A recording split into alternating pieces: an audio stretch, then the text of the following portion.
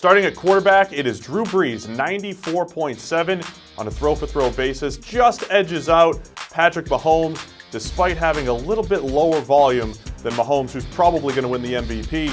But Brees had the lowest percentage of negatively graded throws in the league.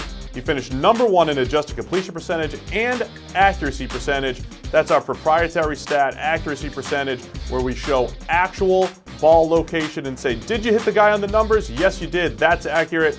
Brees was over 70%, the only quarterback in the league at that level. At running back, it's Nick Chubb, the rookie from the Cleveland Browns, an 87.5 overall grade. He didn't have the volume of some of the other running backs, but on a play-for-play basis, he led the league with 4.47 yards after contact per rush. That led to the number 1 overall rushing grade at 90.2. And despite having only 192 carries, he finished 4th in the league with 44 missed tackles on the ground. That all led to a number 1 ranking in elusive rating. That's our way of saying, did you force missed tackles? Did you create yards after contact? Yes, you did. Nick Chubb, number 1 at 103.3. At wide receiver, it's DeAndre Hopkins of the Houston Texans. His 92.5 grade ties the best overall grade we've given a receiver since 2006, and he did it because he was the most efficient receiver in the league. 115 catches and no drops. That is the best we've ever seen from a receiver. The most catches without a drop with 115. He also converted 81 first downs or touchdowns, which led the NFL, and quarterbacks had a passer rating of 118.8 when targeting Hopkins this season. At tight end, it's George Kittle of the San Francisco 49ers with an 89.8 grade. He had the most receiving yards by a tight end in history, also the most yards after the catch in PFF history with 873. That was 299 more than fellow tight end Travis Kelce this year.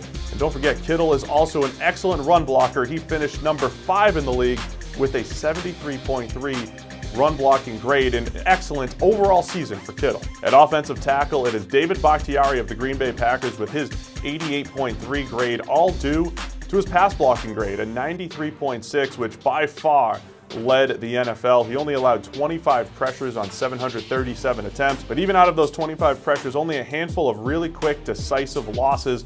Bakhtiari is the premier pass-blocking offensive tackle in the NFL these days, now that Joe Thomas has retired, and he's also a solid run blocker. At guard, it was Shaq Mason of the New England Patriots with an 82.1 overall grade. He does his best work as a run blocker. He had the top grade among all guards at 77.8, and he continues to improve as a pass blocker. He allowed only 16 pressures on 526 attempts. At center, it's Jason Kelce of the Philadelphia Eagles at 84.9. He was excellent as a pass blocker, ranking number 2 at 87.7, but also had the top run blocking grade at 82.9. Kelce is incredible in space. He moves like a linebacker. And he only allowed 10 pressures on 657 attempts this season, including no sacks. The top-graded edge defender this year was Calais Campbell of the Jacksonville Jaguars at 91.1, while other guys had better seasons as pass rushers, whether it was J.J. Watt, Khalil Mack, Dee Ford. Calais was a stud against the run, where he graded at 92.8. That was 2 points higher than the next closest edge defender, Jadeveon Clowney. Campbell finished with 56 defensive stops. That's 7 more than the next closest edge. And he was also solid as a pass rusher as well. He had 53 total pressures. That's 11 sacks, 11 QB hits, and 31 hurries. On the defensive interior, no surprise here, Aaron Donald and his 95.5 overall grade. That's the best we've ever given a defensive lineman. He was the second player since 2006 to record more than 100 pressures. He had 106 on the season. That led the NFL by far. He had 21 sacks, 20 QB hits, and 65 hurries by PFF's numbers.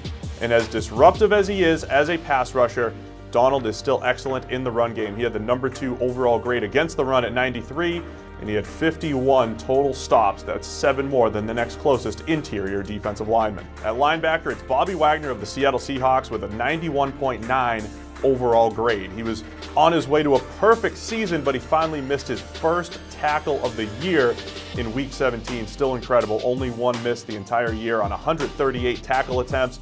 Wagner finished number 1 in PFF's coverage grading at 90.4, and he had the number 2 run defense grade at 91.8.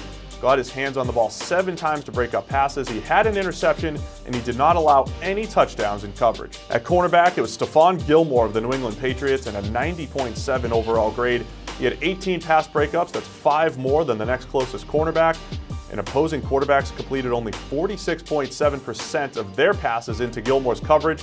That was second best in the NFL. And at safety, it's Eddie Jackson of the Chicago Bears, a 93.2 overall grade, but it was his 94.7 coverage grade that by far ranked #1 among all safeties, because he was around the ball the entire year. 6 interceptions, ranked second, and 8 pass breakups, ranked first among all safeties. Eddie Jackson, the #1 playmaking safety in the NFL this season.